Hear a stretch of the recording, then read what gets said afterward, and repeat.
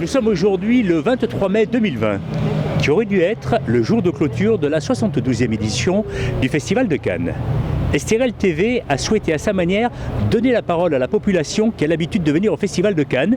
Et nous avons la chance d'avoir des Raphaélois qui sont des adeptes du cinéma et donc qui sont très déçus de ne pas avoir pu participer au festival cette année. Exactement, oui, tous les ans on a l'habitude de venir au festival. C'est un grand plaisir pour nous. En plus cette année, je pense que c'est une année où il y a du soleil. On en pâtit un peu. Je pense que beaucoup de gens ils sont déçus parce qu'on n'a pas pu assister à ce festival. Bonjour Eddie, bonjour Antonella. Alors vous qui avez l'habitude de venir, j'imagine que c'est un grand manque cette année. C'est un grand manque cette année, on a un ressenti de vide, je dirais, sur Cannes. Aussi un manque un peu d'engouement à l'idée de sortir, de vouloir rencontrer, d'avoir un peu d'espoir, d'aller voir des gens, non pas peut-être des célébrités, mais plus on va dire faire partie d'une certaine classe sociale. Donc c'est vrai que ça crée un certain manque, ouais, pour le coup. Pour vous Antonella, qu'est-ce qui manque alors à travers effectivement, hormis les vedettes, mais tout l'environnement?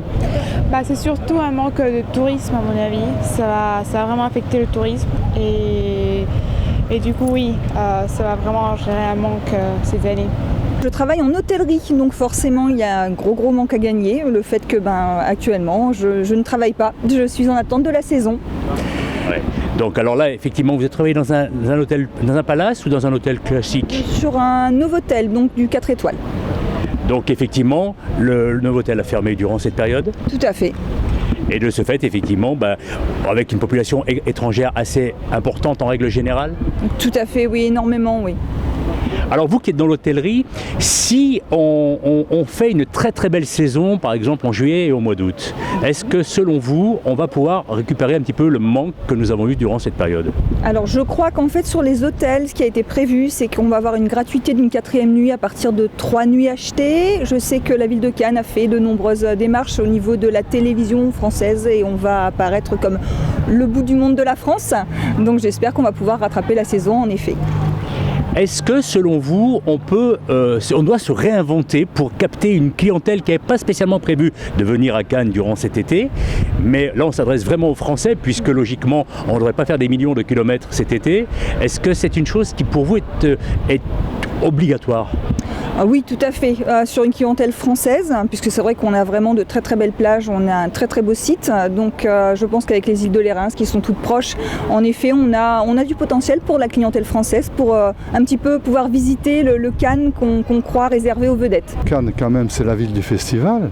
La Palme, c'est la palme du festival de Cannes. Ça, c'est déjà quelque chose de très important. Donc ce côté festif, où les gens se rencontrent, parce qu'il y a vraiment une multitude de nationalités qui viennent à Cannes, qui font travailler les hôtels et restaurants. Donc il y a déjà un impact économique, social et culturel. C'est très important pour la ville de Cannes.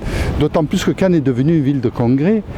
Et oui, il ne faut pas l'oublier, c'est une ville de festival, de congrès. L'hôtellerie a pris un bon gros coup, la restauration aussi, sachant que tous les secteurs du tourisme, etc. sont archi morts pour l'instant. Ça va être compliqué de récupérer sur ces 2 mois à cause de tout ce qui s'est passé, donc même s'il y a vraiment énormément de monde, je ne pense pas que ça rattrapera tout. Quand on n'a pas l'animation habituelle et quand on ne voit pas de belles femmes sur la croisette, c'est surtout ça, ou sur la plage.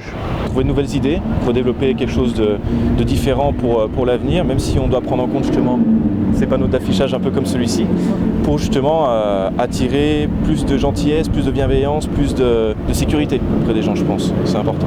Pour que la première destination mondiale qu'est la France le demeure. Exactement. Exactement, je suis entièrement d'accord là-dessus.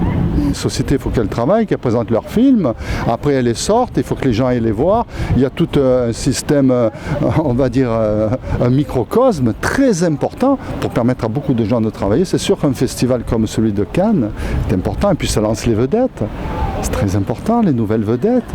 Il y a toujours un roulement de gens qui arrivent et qui partent, tout en conservant les anciens, mais présentant les nouveaux.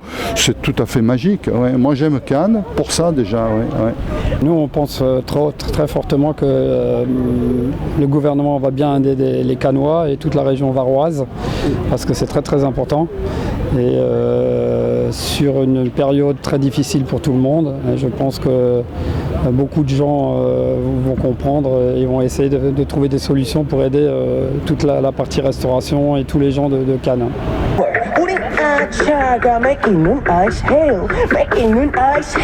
Making